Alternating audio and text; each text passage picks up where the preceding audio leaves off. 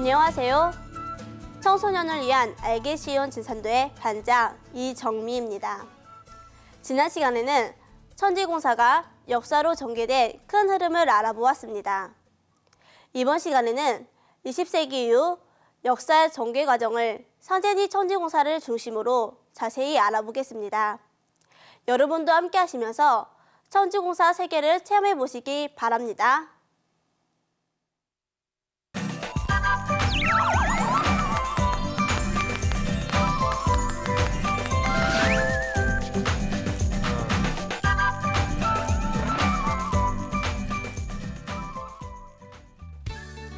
오늘 주제에 대해 도움 말씀 주실 선생님을 모셨습니다. 송영대 선생님이십니다. 여러분 안녕하세요. 안녕하세요. 네, 잘들 지냈나요? 네. 예, 선생님은 상계님께서 천지공사로 보신 세운공사를 좀 더 가슴으로 잘 느껴보고 싶어서 근현대사에 관계되는 영화를 몇 편 보았습니다. 그랬더니 세운공사가 영화처럼 좀 더 선명히 그려지더군요. 여러분은 어떻게 지냈는지 궁금한데요. 정미, 어떻게 지냈나요? 네, 저는 도전에 있는 천지공사 편을 천천히 다시 한번 읽어보았어요. 네, 그럼 솔지는요? 저는 세운공사를 좀 더 잘 이해하려고 전쟁기념관을 다녀왔어요. 네, 화주는요? 저는 역사책에 있는 사건들과 상제님의 천지공사를 비교해봤어요. 네, 그래요. 여러분 모두 그렇게 다양한 방법으로 동서양 역사를 폭넓게 공부하며 상계님의 천지공사를 잘 이해해 나가기를 바라겠습니다. 자, 그럼 오늘 지난 시간에 배운 내용을 우선 먼저 복습을 하겠습니다. 자, 지난 시간에는 상계님께서 인류를 구원하시기 위해 보신 천지공사 중에 세운공사가 어떻게 인류 역사로 전개가 되었는지 전체적인 흐름을 살펴보았습니다. 상제님은 1901년 모악산 대원사에서 기존의 법술로는 더 이상 인류를 구원할 수 없다는 것을 깨달으시고는 인류 역사상 그 누구도 하지 못했던 중통인의의 대도통을 이루시고 천지 대신문을 열고 인류를 위한 새로운 역사 프로그램인 천지공사를 짜셨습니다. 그래서 선천상극으로 인해서 원한 맺힌 모든 신명들의 그 원과 한을 풀어야만 후천의 새로운 좋은 세상으로 넘어갈 수 있다는 걸 아시고는 상생의 새 질서를 열어주시기 위해 천지공사를 보셨답니다. 자, 그렇게 해서 상계님께서 천지공사 보신 내용 그대로 인류 역사가 전개가 되고 있다는 것을 알아보았는데요. 그렇게 해서 천지공사에 따라서 인류 역사로 전개되는 두 가지 큰 흐름을 솔지 뭐라고 그랬죠? 세운공사와 도운공사요. 네, 맞습니다. 이 상계님께서 보신 이 천지공사 중에 세계 정치 질서가 크게 굽이쳐 흘러나가는 것을 세운공사라 그러고요. 상제님의 진리가 세상에 드러나는 과정이며 종통맥이 전수되는 과정이 도운공사입니다. 이 중에서 우리가 지난 시간에 세운공사에 대해서 공부를 해봤는데요. 상계님께서 보신 이 세운공사의 큰 틀이 있었죠. 그 두 가지 큰 틀을 정미 뭐라 그랬죠? 오선위기와 삼병성도입니다. 네, 그래요. 상계님께서 세운공사로 보신 두 가지 큰 틀이 오선위기와 삼변성도입니다.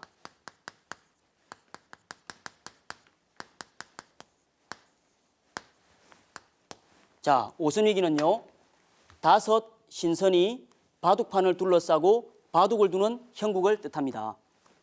자, 이때 이 바둑판은 우리 한반도를 이야기하는 것이죠. 그리고 바둑의 이 주인인 조선을 사이에 두고, 자, 조선을 사이에 두고 4대 강국이 세력 다툼을 벌이면서 인류 역사가 전개되어 나갈 틀을 짜신 것을 말하는 것입니다. 그리고 이 오선위기의 판이 생장성으로 3번에 걸쳐서 전개가 되어 후천 성경을 맞이하도록 틀을 짜신 것이 삼변성도입니다.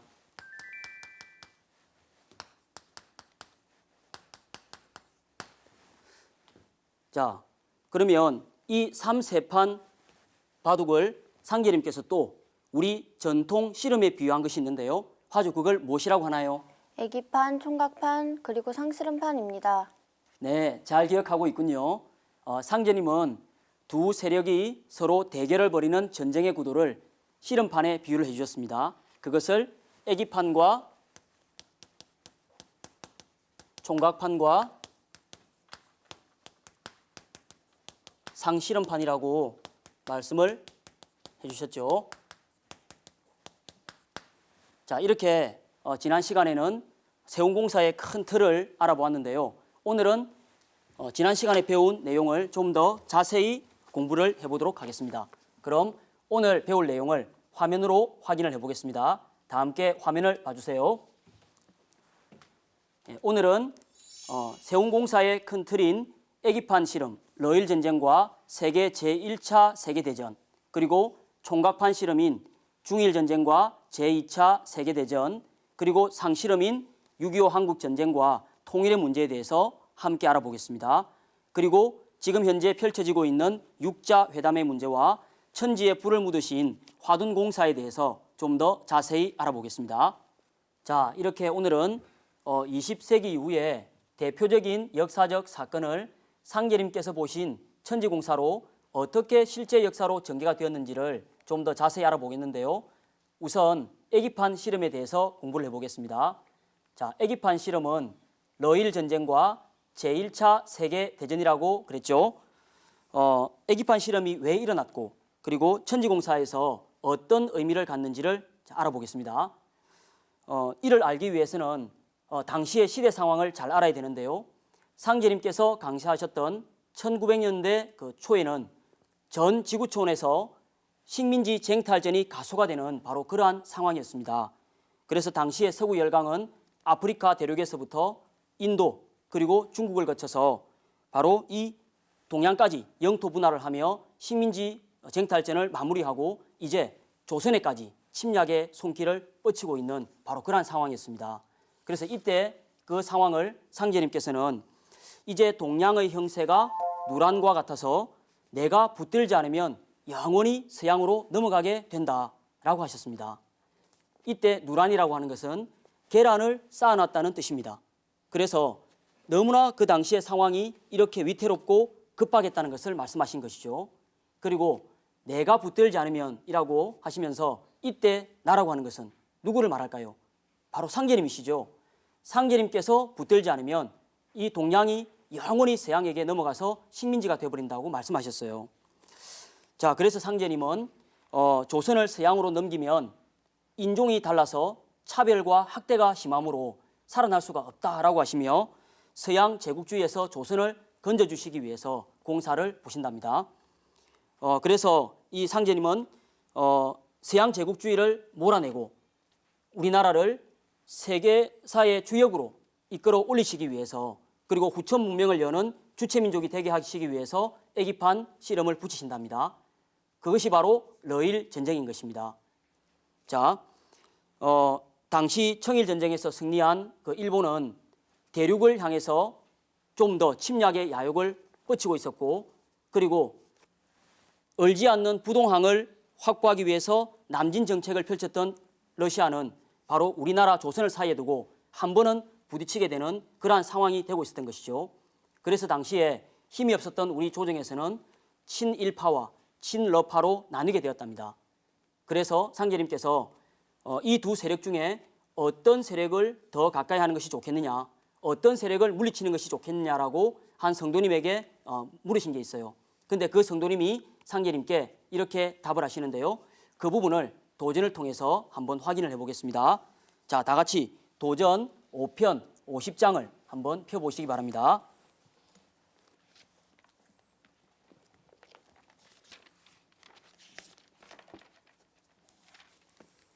자, 다 찾으셨나요? 네. 예, 그럼 3절에서 5절까지를 다 함께 읽어보겠습니다. 병욱이 대답하기를 인종의 차별과 동서양의 구별이 있으니 일본과 친선하고 러시아를 멀리함이 옳겠습니다 하거늘 말씀하시기를 내 말이 옳으니라. 이제 만일 서양 사람의 세력을 물리치지 않으면 동양은 영원히 서양에 짓밟히게 되리라. 그러므로 서양 세력을 물리치고 동양을 붙잡음이 옳으니 이제 일본 사람을 천지의 큰 일꾼으로 내세우리라 하시니라. 예, 상제님은 조선을 서양으로 넘기면 인종차별이 심해서 학대가 너무 심하여 살아남기가 어렵다고 하셨습니다. 그래서 상제님은 러시아를 멀리하는 것이 좋다고 하셨습니다. 그리고 당시에 동양에서 유일하게 제국주의의 세력으로 들어가고 있던 일본에게 힘을 실어주어서 러시아를 물리치는 큰 일꾼으로 쓰신 것이랍니다. 자, 그럼 어떻게 제국주의를 물리치는지 다시 상제님 말씀을 통해서 알아보겠습니다. 같은 성구인데요. 자, 6절에서 8절까지 다 함께 읽어보겠습니다. 또 말씀하시기를 내가 너의 화액을 끄르기 위하여 일러 전쟁을 붙여 일본을 도와 러시아를 물리치려 하노라 하시니 성도들이 그 말씀을 믿지 않고 서로 이르기를 한 사람의 액을 끄르기 위해 두 나라 사이에 전쟁을 붙인다 함도 그렇거니와 약소한 일본을 도와 천하에 막강한 러시아를 물리친다 하심은 더욱 터무니없는 말씀이라 하더라. 자, 상제님께서는 서양 세력을 물리치기 위해 바둑판인 조선을 사이에 두고 서로 대치 중이던 일본과 러시아를 싸움을 붙게 하시는데요. 이것이 바로 러일전쟁입니다. 그래서 이 러일전쟁은 상제님께서 보신 천지공사로 일어나게 됐다는 것을 알 수 있습니다. 이 러일전쟁은요. 얼지 않는 부동항을 확보하기 위해서 남진 정책을 펴고 있던 이 러시아의 아주 주요한 요새지였던 여순군왕을 일본 함대가 1904년 2월 8일 날 기습 공격하면서 발발하게 됩니다. 그래서 이 전쟁의 구도는 바둑판인 조선을 사이에 두고 러시아와 일본이 직접 대결을 벌이고 러시아는 프랑스가 동맹을 맺고 훈수를 두고 일본은 영국이 동맹을 맺고 훈수를 두는 이러한 형국으로 일어나게 됩니다. 자, 이렇게 보니까 이 구도가 바로 상제님께서 보신 오선 위기의 구도라는 것을 알 수가 있죠? 네. 예. 이렇게 해서 상제님은 애기판 러일 전쟁을 붙이신 것이랍니다. 선생님, 성도님들이 일본을 도와 러시아를 물리친다고 하신 상제님 말씀을 왜 믿지 못하는 거죠? 네, 그때까지만 해도 아시아의 작은 나라 이 일본이 당시 유럽의 초강대국인 러시아를 물리칠 것이라고 생각했던 사람은 거의 없었습니다. 당시에 러시아는 일본에 비해서 경제력이 월등했고 군사력도 15배나 되었어요. 그것은 우리가 격투기 선수인 최영만과 여러분들이 서로 대결하고 있는 그런 상황이라고 보면 됩니다.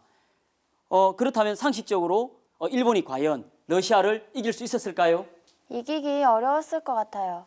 그렇죠. 그래서 상제님은 일본을 도와 러시아를 물리친다고 하신 것입니다. 상제님의 권능으로 일본을 도와주신 것이죠. 자, 여러분, 가미가제라고 혹시 들어보셨나요? 2차 세계대전 때 일본의 자살 특공대로 알고 있어요. 네, 그렇죠. 가미가제는 한문으로 신풍이라고 합니다.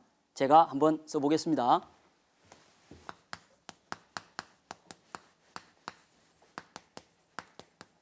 신이 도와준 바람이다 라는 뜻입니다. 이 러일 전쟁 당시에 일본이 이기는 데 있어 가장 결정적인 역할을 한 것이 바로 이 신풍 가미가제인데요. 이 신풍과 더불어서 또한 러일 전쟁에서 일본이 승리를 거두게 된 데에는 숨겨진 비화가 있습니다. 그걸 제가 잠시 소개를 해드릴게요. 지도를 보면요, 자 여기에 우리나라가 이렇게 있고요. 자 이렇게 해서 중국이 있죠. 자 여기가 제주도고 우리나라와 일본 사이에 이렇게 대마도가 있습니다. 그리고 일본은 이렇게 섬으로 크게 이루어진 이런 나라죠. 자 그런데 당시에 세계 최강의 함대였던 러시아 발틱 함대가 일본과의 한판 전쟁을 벌이기 위해서 아프리카 희망봉을 돌아서 이렇게 중국을 거쳐 올라오고 있었습니다. 그런데 장장 7개월 동안이나 기나긴 항해를 해왔기 때문에 연료도 많이 부족을 했고 군사들도 많이 지쳐 있었습니다. 그래서 발틱 함대는 당시 여순 항구와 여기가 여순 항구입니다. 여순 항구와 함께 남진 정책의 주요한 요새지였던 바로 블라디보스톡에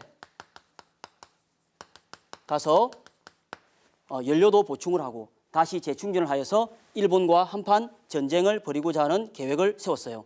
그런데 이렇게까지 가려고 하는 방법을 바로 이렇게 돌아서 갈 건지 바로 통과해서 갈 건지 이것을 계획하고 있었습니다. 그런데 이때 막 러시아 발틱 함대가 올라오고 있던 이 즈음 1905년 5월쯤에 일본의 해군 참모였던 바로 아키야마 중장이 너무나 신비로운 꿈을 2번이나 꾸게 됩니다. 그 내용은 러시아 발틱 함대가 어디로 가느냐 하면 바로 이 대마도와 일본 열도 사이가 바로 이것이 바로 뭐냐면 쓰시마 해협입니다. 이 쓰시마 해협을 통과해서 간다는 것을 그대로 본 것이에요. 그런데 그것도 2번이나 똑같은 꿈을 꾸어서 이건 하늘에 계시구나 라고 생각을 하고 이 쓰시마 해협을 통과하는 발틱 함대에 대비를 하고 있었습니다. 그런데 꿈에서 본 그대로 발틱 함대가 쓰시마 해협을 통과하자 일본은 기습 작전을 펴서 바로 이 세계 최강의 함대였던 바로 발틱 함대를 대파를 하게 됩니다. 그리고 이때 또한 동남풍이 불어서 일본에게 아주 유리한 그러한 상황이 되어서 일본은 러시아를 물리치게 됩니다. 자, 그런데 사실 이 러일 전쟁을 승리로 이끌었던 이 바람을 상제님께서 천지공사로 이미 보셨습니다. 자, 그 부분을 도전을 통해서 한번 확인해 볼게요. 자, 다 함께 5편 53장을 펴보시기 바랍니다.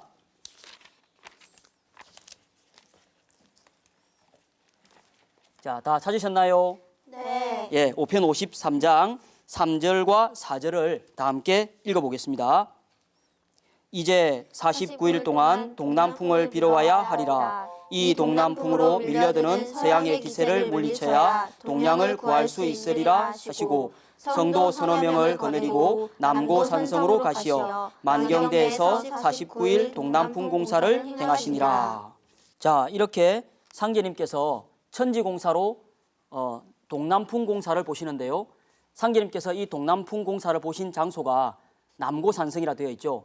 이 남고산성은 전주에 있는 남고산에 있는 산성으로 상제님께서 이곳 만경대에 올라가서 49일 동안 동남풍 공사를 보시는 공사를 보십니다. 그리고 이 동남풍 공사로 일본을 도와서 러시아를 물리치게 하신 것이죠. 그런데 일본 사람들은 이때 분 이 신풍을 그들이 창조신으로 생각하는 바로 천조 대신이라고 생각을 해서 2차 세계대전 때도 이 신의 도움으로 이기기를 기원하며 자살 특공대 이름을 가미가제로 불렀던 것입니다. 그런데 이때 신은 누구를 말하는 것이죠? 상제님이시죠. 그래서 상제님께서 일본을 도와서 러시아를 물리치도록 공사를 보신 것입니다. 그것이 그대로 현실 역사 속에 펼쳐져서 일본이 러시아를 물리치게 된 것이죠. 자, 어때요? 참으로 신비하죠? 네. 예, 상제님의 천지공사는 그 누구도 알 수 없는 조화의 세계입니다. 오직 상제님만이 이 인류의 역사를 새롭게 프로그램하시는 천지공사를 보실 수가 있는 것입니다. 자, 이렇게 러일 전쟁에서 패한 러시아는 이제 동북아시아에서 손을 떼고 유럽으로 눈을 돌리게 됩니다. 그래서 이 유럽에서 1차 세계대전이 발발을 하는 것입니다. 자, 이 1차 세계대전의 결과 러시아를 포함한 강대국들이 많이 참여한 연합군이 독일이나 오스트리아의 동맹국에 승리를 거두면서 1차 대전은 종결을 맺습니다. 그리고 이 1차 세계대전이 끝나고 왕이 다스렸던 전제국가들이 공화국으로 대부분 바뀌게 됩니다. 그리고 그들에게 짓밟혔던 식민지 국가들이 윌슨의 민족 자결주의 원칙에 따라 대부분 독립을 합니다. 자, 그래서 상제님께서 애기판으로 보신 이 공사는요, 바로 동양에 와 있던 서양의 제국주의를 물리쳐 주시기 위해서 보신 공사입니다. 그리고 이 애기판 공사의 결과로 상제님의 천지공사에서 보신 천상의 조화정부가 지상에 그대로 펼쳐지는 국제기구가 생기게 되는데요. 그것이 바로 국제연맹입니다.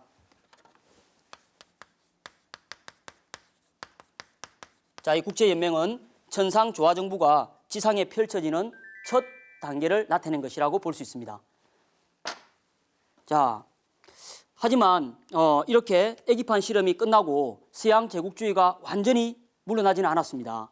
아직 우리나라도 일본의 식민지였고요. 그래서 상제님은 애기판보다 더 큰 씨름을 붙이십니다. 그것이 무엇이죠? 총갑판 씨름이요. 네, 상제님은 서양 세력을 완전히 물리치기 위해서 더 큰 규모의 전쟁을 일으키십니다. 자, 그 부분을 상제님의 말씀이 담긴 도전을 통해서 또 한번 확인해 보겠습니다. 자, 다 같이 5편 405장을 펴보시기 바랍니다.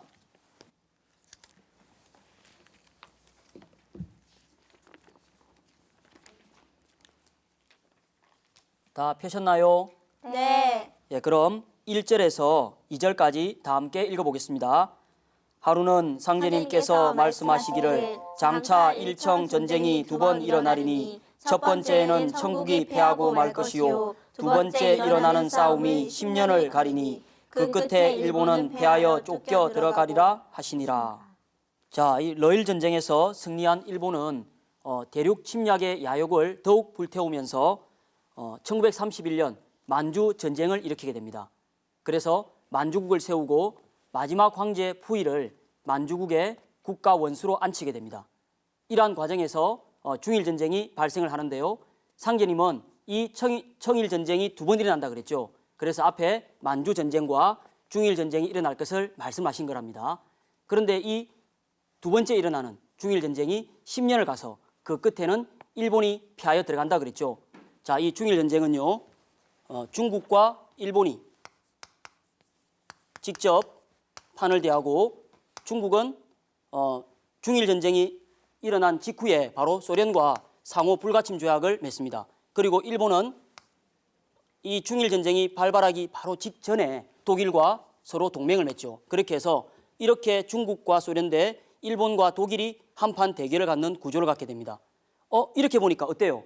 다시 오선위기가 되었죠? 네. 네, 이렇게 중일 전쟁이 일어나고요.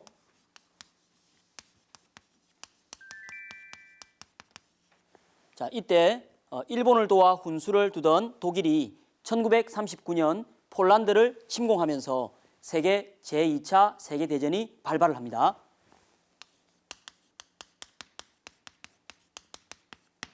이 2차 대전은 1차 대전과 달리 전 세계로 전쟁이 확산이 됩니다. 자, 그럼 이 2차 대전의 결과가 어떻게 되었나요? 연합군이 승리하고 일본과 독일이 패망했습니다. 네, 그렇습니다. 승승장구하며 동아시아 전역을 침략해 들어가던 일본이 패망하리라고는 당시에 그 누구도 예측을 못했습니다. 그러나 상제님께서는 일본이 패망할 것을 천지공사로 자결하셨습니다. 자, 그 부분을 도전을 통해서 확인을 해보겠습니다. 다 함께 도전 5편 118장을 펴보시기 바랍니다.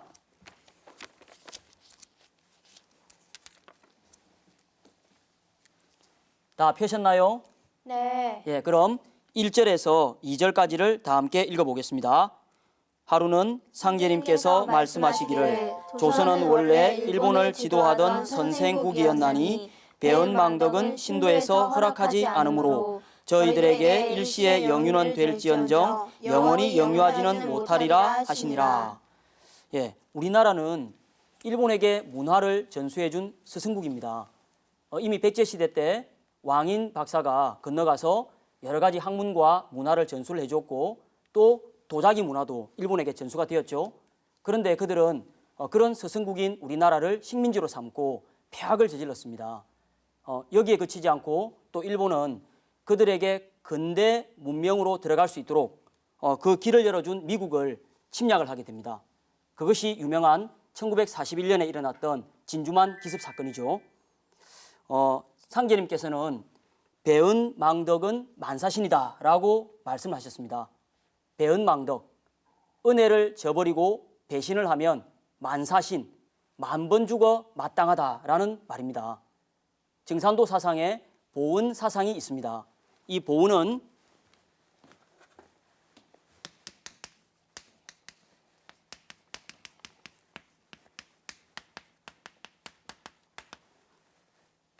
받은 은혜를 되돌려서 갚는다라는 뜻입니다. 우리가 내 생명을 낳아준 부모님과 생명의 뿌리가 되는 조상님께 당연히 보은을 해야 하고 스승님께도 보은을 해야 하죠. 그리고 상생의 새 세상을 열어주신 상제님의 은혜에도 보은을 해야 합니다. 이 보은은 인간이 반드시 지켜야 할 도리이며 또한 이것은 개인뿐만 아니라 국가 간에도 이것은 그대로 적용이 됩니다. 그런데 일본은 그들에게 문화와 문물을 전수해 주었던 스승국들을 오히려 침략을 하니 이것은 배은망덕한 짓을 한 것이죠. 자, 우주의 가을이 오는 바로 그 절대 정신이 원시반본이죠. 이 원시반본은 뿌리를 찾고 그 근본을 밝혀서 근원을 찾아야만, 근원으로 되돌아가야만 열매를 맺을 수 있다는 것이죠. 그런데 일본은 그들에게 문화를 전수해주고 그들을 발전시켰던 그러한 스승국가들을 오히려 근본을 밝혀서 보답을 하기는커녕 오히려 침략을 하고 더 이렇게 폐악을 저지르게 된 것이죠.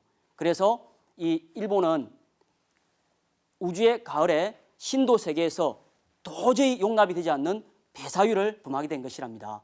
그래서 상제님께서 이 천지공사로 일본이 패망할 것을 공사로 보셨는데요.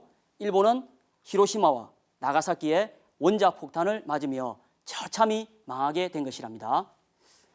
자, 2차 세계대전이 끝나고 우리나라는 일제 식민지로부터 해방이 됩니다. 그리고 제국주의 세력이 완전히 사라지게 되었죠. 이제 조선은 바둑판의 실질적인 주인 노릇을 하게 되었습니다. 그리고 각국의 지도자들은 이러한 핵폭탄의 엄청난 파괴력을 경험을 하고 앞으로 이런 더 큰 세계대전이 일어날 것을 방지하기 위해서 국제연맹보다 더 발전된 강력한 국제기구를 세우게 되는데요. 그것이 바로 국제연합 유엔입니다.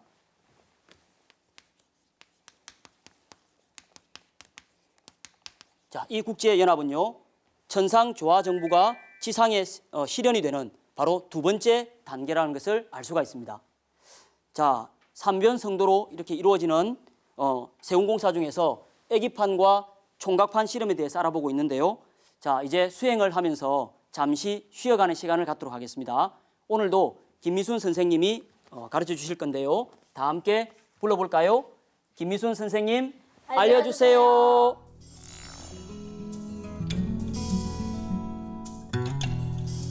안녕하세요. 정신을 맑히는 수행의 김미순입니다. 부정적인 생각과 스트레스는 신체와 뇌의 기능을 심각하게 떨어뜨린다고 합니다. 그래서 오늘은 스트레스가 가장 많이 쌓이는 어깨와 허리 통증을 풀어주어 온몸을 시원하게 해주고 머리를 맑히는 체조를 배워보겠습니다. 먼저 양팔을 옆으로 들어 올린 후 왼발을 왼쪽 옆으로 보내면서 왼무릎을 굽힙니다. 발바닥을 힘껏 밀어보내면서 발끝을 쭉 펴니다. 다음 양손을 아래 위로 둥글게 해주면서 오른 무릎을 굽히면서 동시에 왼발 뒤꿈치만 바닥에 닿은 후 허리를 왼쪽 옆으로 굽혀줍니다. 반대쪽 방향을 한 번 더 실시해줍니다. 하나, 둘, 셋, 넷, 다섯, 여섯, 일곱, 여덟, 둘, 셋, 넷, 다섯, 여섯, 일곱, 여덟. 다음은 상체를 앞으로 숙이면서 양팔을 뒤로 보내면서 발끝을 세워줍니다. 하나, 둘, 셋, 넷, 다섯, 여섯, 일곱, 여덟. 다음은 양팔을 앞에서 뒤로 크게 휘둘러 보내면서 팔을 앞으로 들어 올리면서 무릎을 굽히고 상체를 뒤로 젖혀줍니다. 하나, 둘, 셋, 넷, 다섯, 여섯, 일곱, 여덟. 네. 다음은 마지막으로 숨 고르기를 합니다. 양팔을 옆으로 들어 올리면서 하늘의 기운을 내 몸에 끌어당겨서 단전에 저장을 하고 반대 방향으로 땅의 기운을 내 몸에 끌어당겨서 저장을 합니다. 호흡을 깊이 들이마시면서 발 뒤꿈치를 세우면서 몸을 위로 업, 호흡을 내쉬면서 하단전에 저장합니다. 네, 반대편도 이와 같이 실시하면 되겠습니다. 자, 그럼 저와 함께 해보시겠습니다.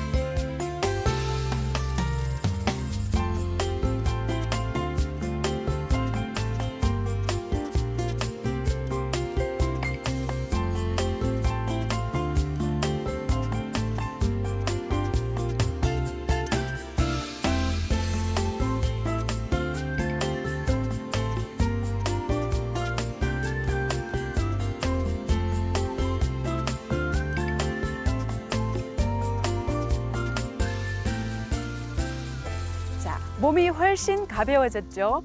긍정적인 사고로 마음의 여유를 가지면서 자신의 미래를 열어가는 멋진 청소년 되시기 바랍니다. 네, 다 함께 해봤는데요. 이제 머리가 조금 맑아진 것 같죠? 네. 예, 여러분도 꾸준한 수행을 통해 더욱 몸과 마음을 잘 갖고 나가시길 바라겠습니다. 아시겠죠? 네. 예, 이렇게 애기판과 총각판 씨름에 대해서 알아봤는데요. 이제 어떤 씨름이 남았나요? 상실음판이요.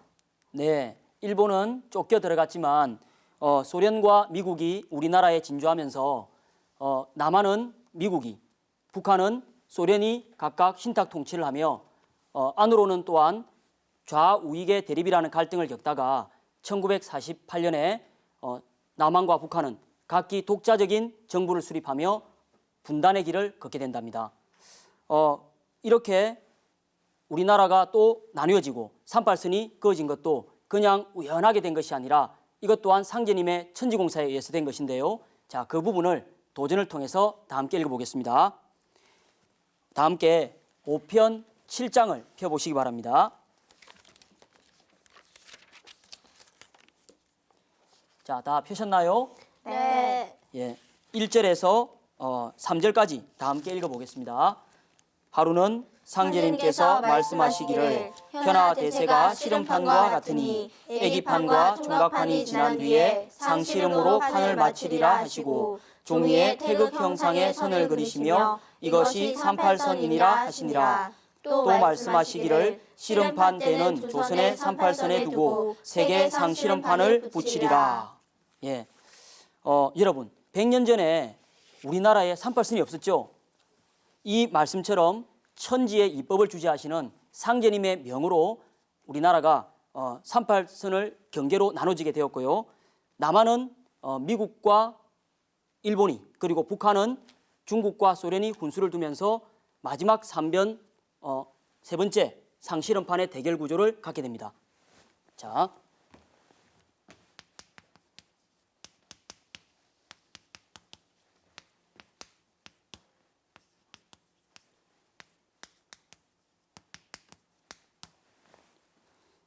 자, 이렇게 우리나라는 주인끼리 이제 판을 대하는 구도가 되게 된 것이죠.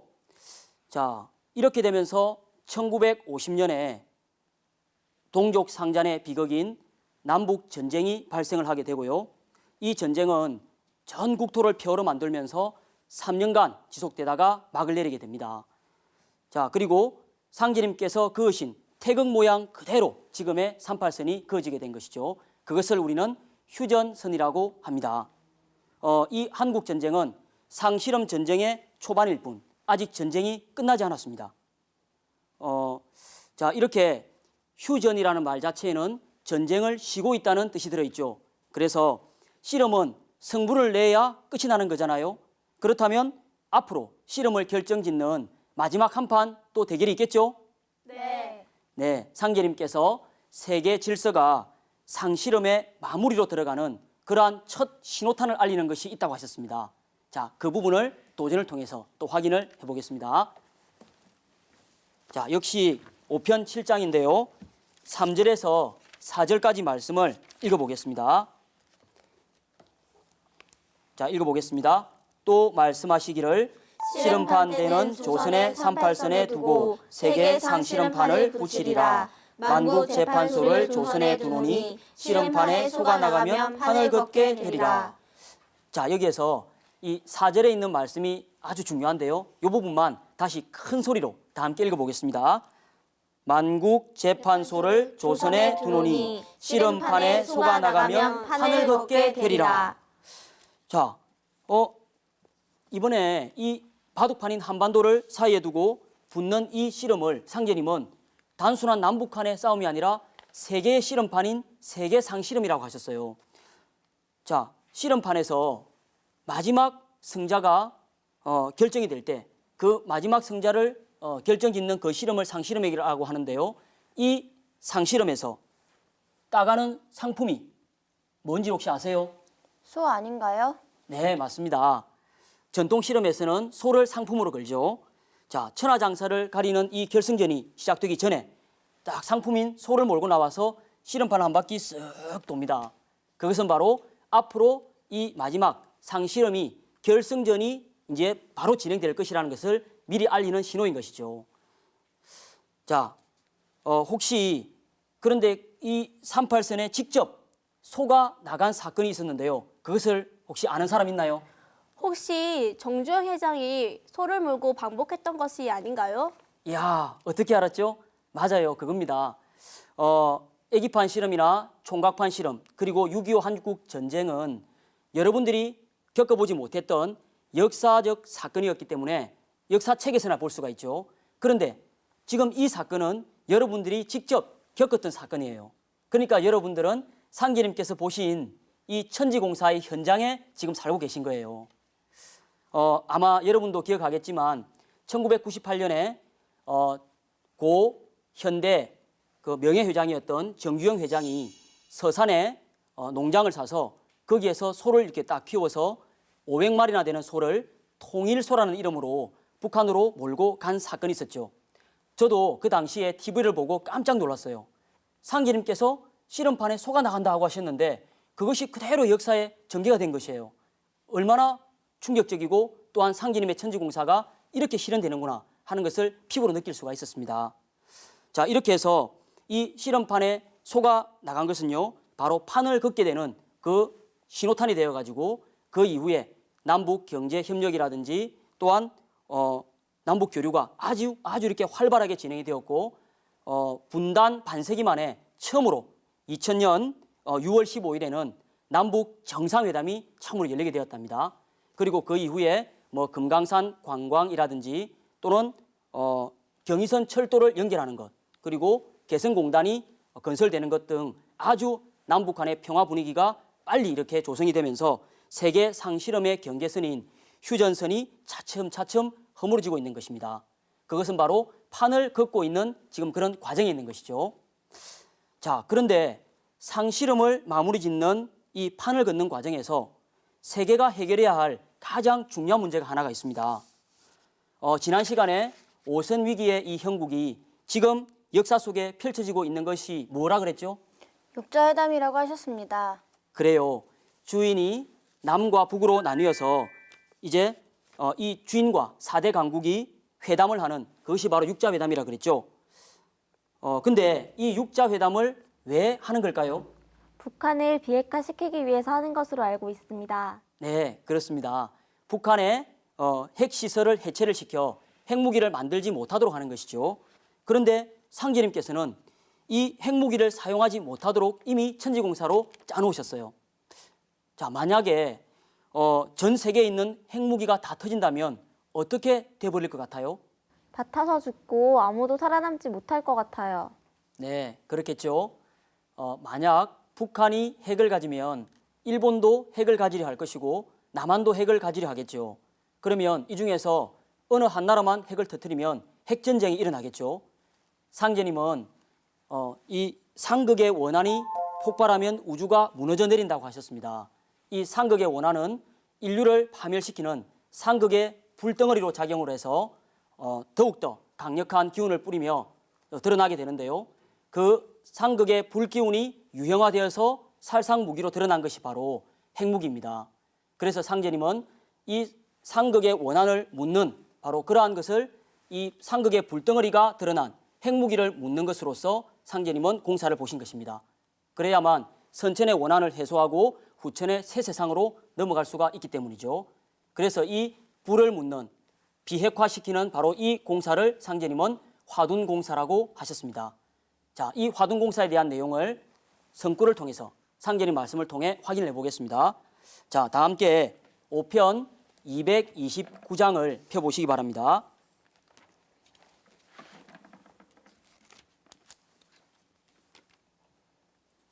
자, 다 펴셨나요? 네. 12절에서 13절까지를 다 함께 읽어보겠습니다.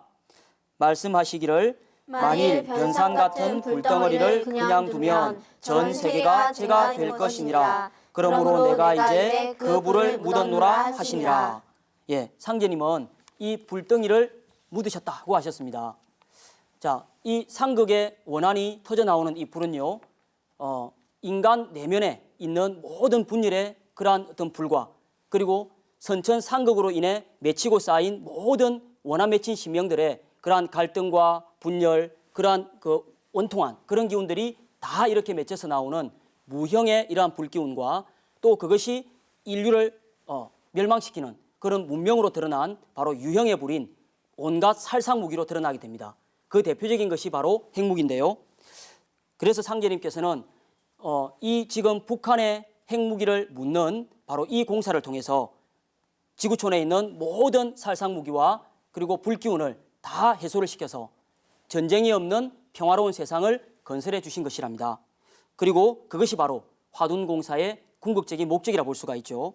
그러므로 이 남북한의 이 상실험 문제는 바로 단순한 남북한만의 통일의 문제가 아니라 이 북핵 문제가 해결이 되고 또한 천지에 터져 나오는 이 불기운을 해소를 하면서 바로 후천의 새로운 세상으로 넘어가는 그러한 분기점이 되는 것이죠.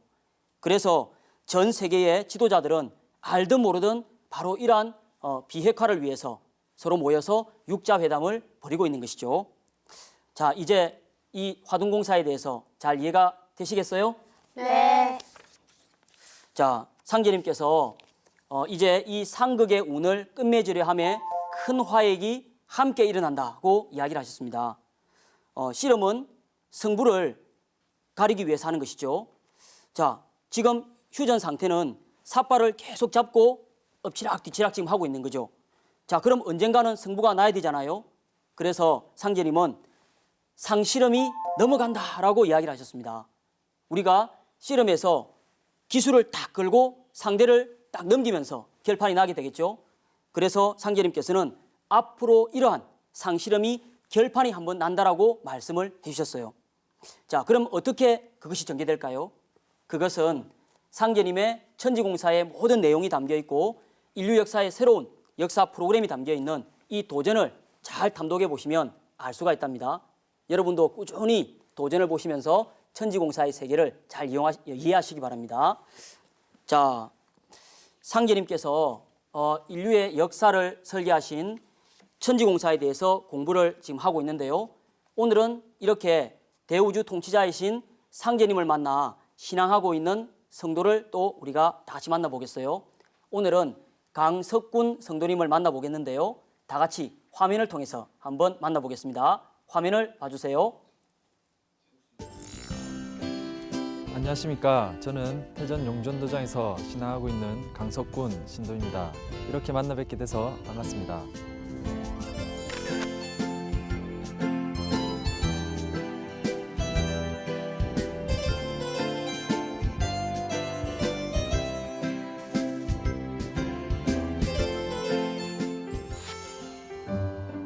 제가 증산도 신앙을 하게 된 계기는 진리 이전의 사람이었습니다. 증산도 신앙하시는 분의 모습에서 감동을 받은 것입니다. 그 첫 번째 분은 저에게 진리를 전해주신 인도자 분이었습니다. 인도자분과 대화를 하면서 제가 느낀 점은 정말 저분은 법이 없어도 사실 뿐이다 라는 것이었습니다. 그런 인도자분의 훌륭하신 인품이 증산도 신앙을 하게 된 첫 번째 원동력이었습니다. 두 번째 분은 상제님 진리를 이 세상에 알리신 두 분, 바로 증산도 지도자님이십니다. 증산도 월간 개벽지를 읽기 위해 페이지를 넘기던 중 종도사님, 종정님을 뵙게 되었습니다.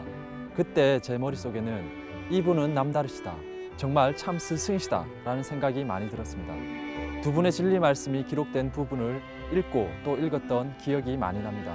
그때 가슴 벅찬과 감동으로 신앙을 시작하게 되었습니다. 증산도 신앙을 하면서 제가 느끼는 점은 증산도는 정말 참 진리다라는 것입니다. 모든 사람들에게 적용될 수 있는 참 진리가 세상에는 존재할까?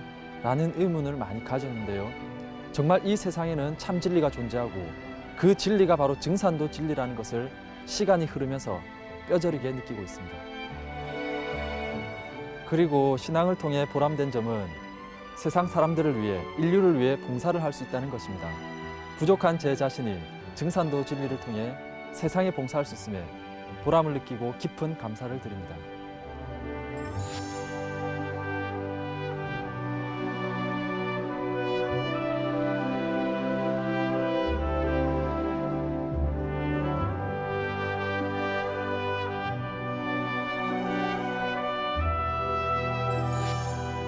어렵고 힘든 학창 시절 증산도 지도자님 말씀과 여러 성도님들의 도움으로 증산도 신앙에 눈을 뜨게 되었습니다. 먼저 이 자리를 빌어 감사의 말씀을 올리고 싶습니다. 한순간도 쉼없이 인간과 만물을 위해 대덕을 베푸는 대자연처럼 저도 하루하루 새롭게 태어나겠습니다. 증산도 진리를 만난 기쁨을 많은 사람들에게 나누어 주고 싶습니다. 천재 보온하는 참 신앙인, 바른 신앙인이 되겠습니다. 예, 강석군 성도님의 이야기를 들어보았는데요. 어땠어요? 네, 진리로서 세상에 봉사하는 삶이 아름답다고 느꼈어요. 예, 저도 상계님 신앙이 참 진리라는 것을 깨닫고 진리로서 세상에 봉사하는 성도님의 삶을 통해 너무나 큰 감동을 받았어요. 여러분도 다 같이 그렇게 느끼셨죠? 네. 예, 이제 오늘 수업을 정리를 해보겠습니다. 자, 오늘은 상계님께서 보신 세운공사의 내용을 좀 더 자세히 알아봤습니다. 상계님은 이 세운공사의 틀을 5 신선이 바둑을 두는 오선 위기와 이것이 생장성 3번에 걸쳐서 이루어지게 된다는 바로 3변 성도로 틀을 짜셨습니다. 자, 그것이 바로 애기판과 총각판과 상실험 실험판입니다. 애기판은 동양에 와 있던 제국주의를 서양으로 다시 쫓아보내고 동양을 건져주시기 위한 바로 그러한 공사죠. 그리고 총각판은 그 제국주의가 완전히 사라지게 되고 또 우리나라를 일본으로부터 해방을 시키시기 위해서 보신 공사입니다. 자, 이제 마지막 매듭을 짓는 상실험판은요, 주인끼리 판을 대하면서 마지막 한판 승부를 벌이는 것인데 1950년 6.25 한국전쟁은 상실험의 초반전이었고 그것이 휴전을 하면서 다시 매듭 짓는 한판으로 가게 되는데요. 실험판에 속아 나가면서 그렇게 마지막 대결로 가는 그 출발점이 시작이 된 것입니다. 그런데 여기에서 아주 중요한 문제가 하나 있는데요. 그것은 바로 천지의 원한의 불기운을 묻지 않으면, 해소시키지 않으면 후천 새로운 상생의 세상이 열리지 않는다고 했잖아요. 바로 그 천지의 원한의 불기운이 유형화돼서 드러난 것이 바로 핵무기입니다.